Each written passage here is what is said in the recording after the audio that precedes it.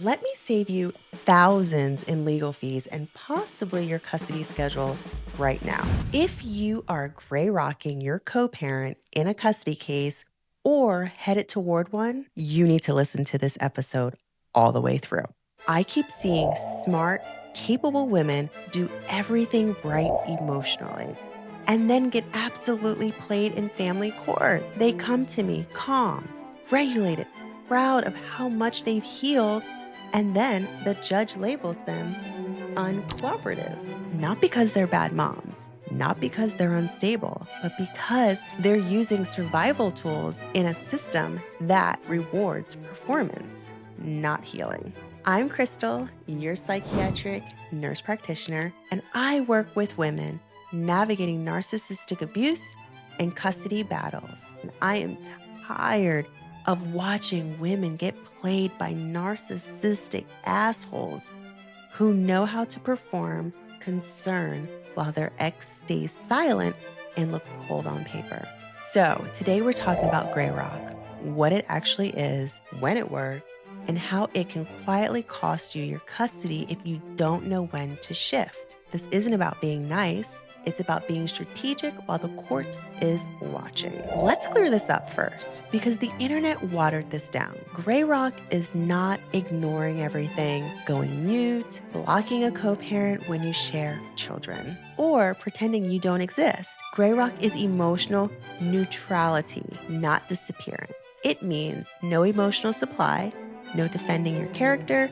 no explaining yourself to someone committed to misunderstanding you. Gray rock was designed as a short-term emotional protection tool, especially when you're detoxing from manipulation, gaslighting, or trauma bonding. And I need you to listen here very carefully as your Psych NP. When you first leave a narcissistic dynamic, your nervous system is fried. Your body doesn't know the difference between a text message or a threat. Your heart rate spikes, your hands shake, and your brain goes blank. So yes, gray rock helps you regulate, but here's where women get screwed. Family court does not operate on nervous system logic. It operates on behavioral optics. And the court doesn't see the panic attacks, the manipulation, the emotional abuse history. It sees response times, tone, cooperation, and the ability to co-parent. And silence in court does not read as healed. It reads as hostile, disengaged, or withholding. That's the disconnect. Gray rock works best after custody is settled, with parallel parenting plans, or when communication is already structured. But when you're mid-case, gray rock without strategy is like walking into a courtroom emotionally regulated, but legally butt-ass naked. Let me say something that makes people mad, because family court rewards performative cooperation, not emotional truth, not fairness, not who caused the damage. Performance. Narcissists are excellent performers. They rehearse, they curate, they craft narratives like fucking Broadway play, okay? So while you're over here healing, going inward, protecting your peace, they're over there sending emails like, just checking in about the kids, following up respectfully, trying to co-parent. And when you don't respond, or you respond with one word, they don't say she's protecting herself from abuse. They say, Your Honor, I'm concerned about her willingness to communicate. And judges who are overloaded, undereducated on narcissistic abuse, or just pressed for time are going to hear uncooperative. So I'm going to be blunt AF, okay? The court does not assume abuse. The court assumes conflict. And in conflict, the parent who looks more reasonable wins. Screenshots matter more than backstory. So when he submits 10 long messages, polite tone, concern for the kids, and all they see from you is, okay, fine, no response, there you go. You lose the optics battle, not because you're wrong, but the court is not trauma informed. And silence is the easiest thing for a narcissist to distort. Here's their favorite move. They send one legitimate message. What time is pickup? Then they stack it with insults, parenting critiques, just trying to provoke you, jealousy bait. You answered the logistical question only, 4 p.m., then you disengage. To you, that's discipline. To them, that's content. They screenshot it, they crop, they curate, and suddenly the story becomes she refuses to communicate. She's cold. She shuts me out. And here's the part that nobody prepares you for. They start narrating that story to the kids. Mommy doesn't talk to me. I try, but she won't respond. That's how alienation seeds get planted. And I'm going to be very clear as a clinician. Children don't need the truth. They absorb the emotional tone. So if dad looks sad and mom looks silent, guess who gets labeled as difficult? This is why we don't disappear. We stay visible, boring, and my favorite, documented. I can't emphasize that enough.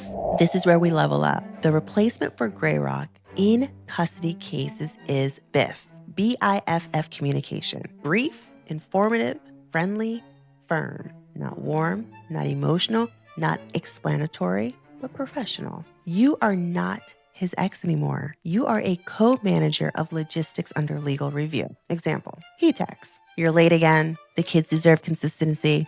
This is why I worry about them." Your nervous system wants to fight or freeze, I should say, and really say, get the fuck out of here, But you respond, pick up was scheduled for 4 p.m. I'm arriving now, the children are safe.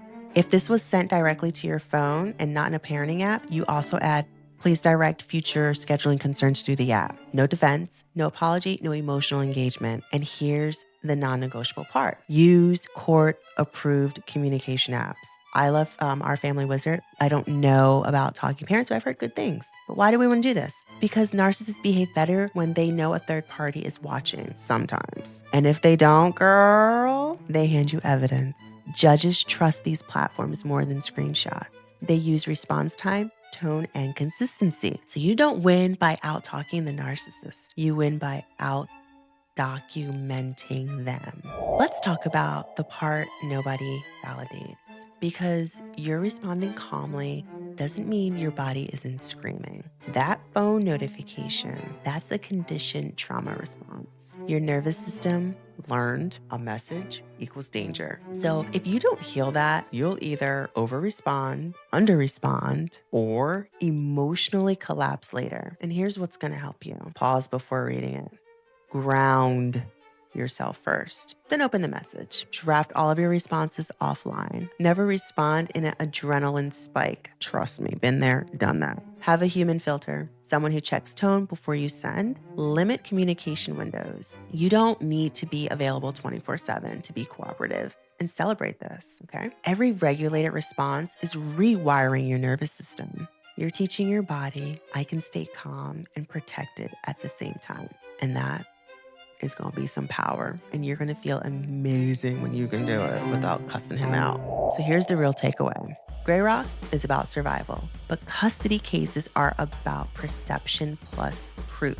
You don't need to explain yourself. You need to show consistency. Let him spiral, because he will. Let him perform. You stay calm, stay clear, document it, and if no one told you this, let me. You are not weak for needing strategy. You are not manipulative for protecting your children. You are not difficult. You are learning the rules of a rigged system. I'm Crystal, your Psych NP, and this is Fuck Your Fake Apology. You're not broken, sis. You're playing chess now. You better master it.